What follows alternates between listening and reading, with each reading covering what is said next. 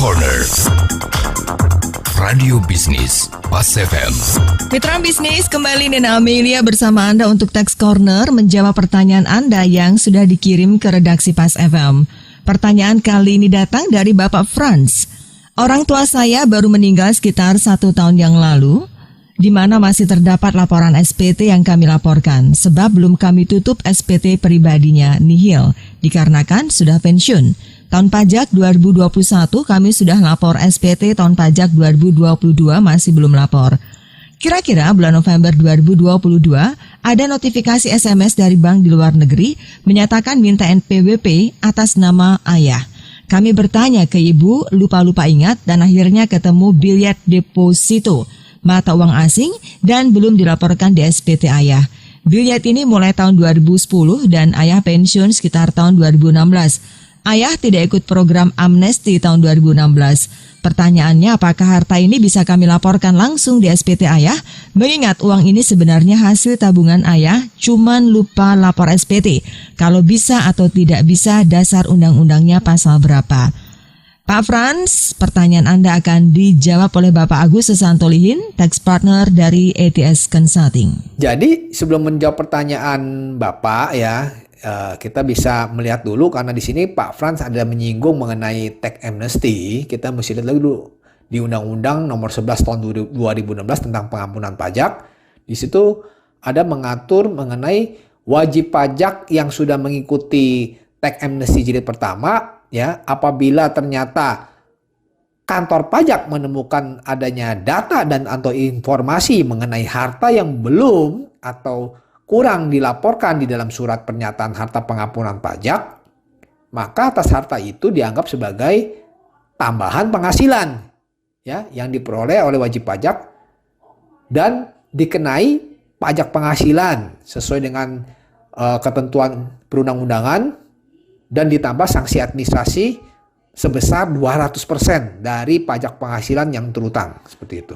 Nah, ini untuk yang wajib pajak yang sudah mengikuti tax amnesty. Ini untuk alumni tax amnesty. Artinya untuk yang alumni tax amnesty ini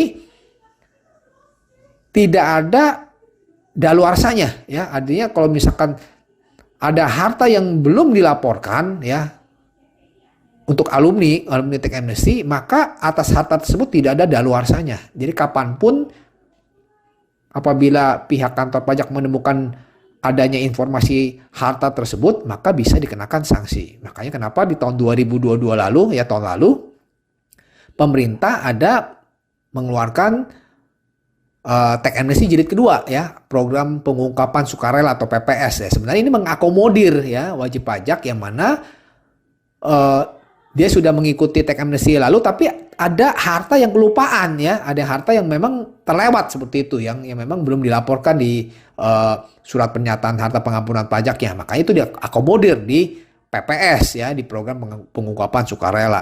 Nah, tapi lain halnya apabila di sini wajib pajak yang tidak mengikuti tax amnesty, ya, non alumni tax amnesty, itu ada daluarsanya, diatur itu daluarsanya, ya. Kalau kita lihat di pasal 18 ayat 2-nya, di situ ada untuk perolehan harta dari 1 Januari 1985 sampai dengan harta perolehan 31 Desember 2015, ya.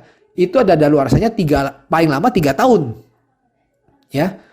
Jadi sejak Undang-Undang Pengampunan Pajak ini mulai berlaku, artinya untuk wajib pajak yang sudah yang tidak mengikuti tax amnesty, ya, yang dia nggak ikut tax amnesty, setelah 3 tahun sejak berlakunya Undang-Undang Pengampunan Pajak, jadi sejak Undang-Undang Pengampunan Pajak ini berlaku mulai 1 Juli 2016, artinya sejak 1 Juli 2019, ya, maka berlakunya mengikuti Undang-Undang Ketentuan Umum dan Tata Cara Perpajakan, Undang-Undang KUP.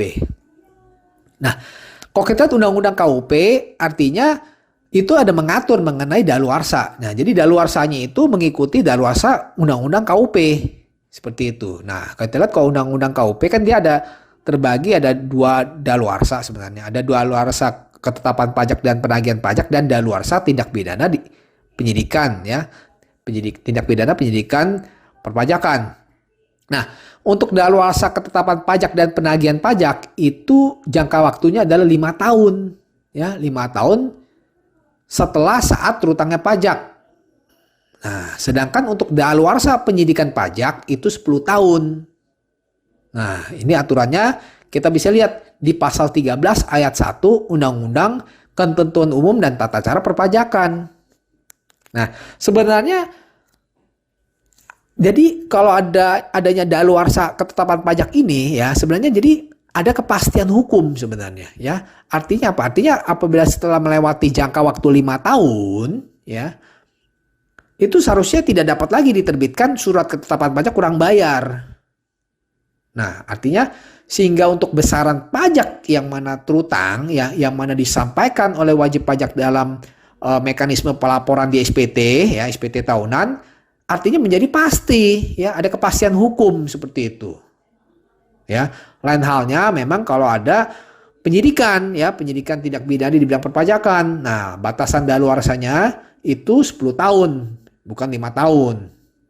Nah, jadi bisa saya menjawab pertanyaan Pak Frans ya, karena di sini kan atas aset berupa deposito yang mana diperoleh di tahun 2010 ya, pada prinsipnya itu sudah melewati 2 kategori daluarsa tadi ya, daluarsa ketetapan pajak dan daluarsa penyidikan pajak ya.